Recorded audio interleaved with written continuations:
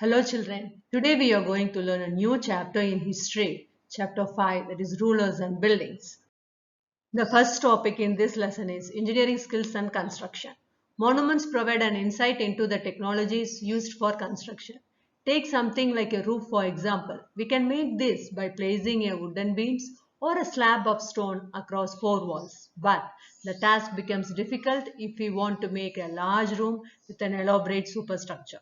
Between the 8th and 13th centuries, the Trebate style was used in the construction of temples, mosques, tombs, and in buildings attached to large stepped wells. Between the 7th and 10th centuries, architects started adding more rooms, doors, and windows to buildings.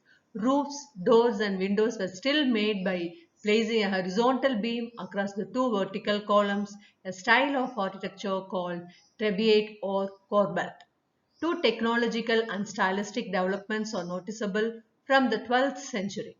First one, the weight of the superstructure above the doors and windows was sometimes carried by arches. This architectural form was called arcuate. Limestone cement was increasingly used in construction. This was very high quality cement. The second topic is building temples, mosques, and tanks. Temples and mosques were beautifully constructed because they were places of worship. They were also meant to demonstrate the power, wealth, and devotion of the patron. The largest temples were all constructed by kings. The other, lesser deities in the temple were gods and goddesses of the allies and subordinates of the ruler. The temple was a miniature model of the world ruled by the king and his allies. As they worshipped their deities together in the royal temples, it seemed as if they brought the just rule of the gods on the earth. This is the continuation of the last topic. Muslim Sultan and Padash did not claim to be incarnations of God, but Persian court chronicles described the Sultan as the shadow of God.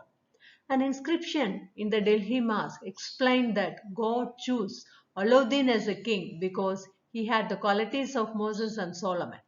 As each new dynasty came to power, kings wanted to emphasize their moral right to be rulers. Constructing places of worship provided rulers with the chance to proclaim their close relationship with God, especially important in age of rapid political change.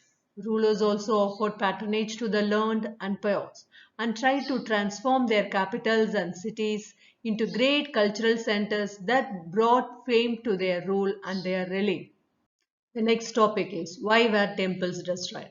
Kings built temples to demonstrate their devotion to God and their power and wealth. It is not surprising that when they attacked one another's kingdoms, they often targeted these buildings.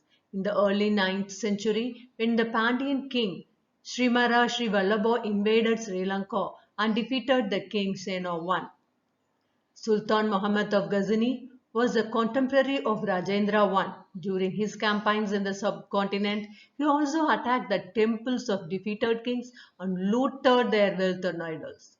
Sultan Muhammad was not very important ruler at that time, but by destroying temples, especially the one at Somnath, he tried to win credit as a great hero of Islam. Question for this session. First question, what were the two kinds of structures? This question you have to refer page number 61 in the content book. Second, define court belt. Third, write down the two technological and stylistic developments that are noticeable in the 12th century.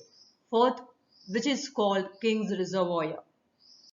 The remaining topics will be continued in video 2. Thank you children.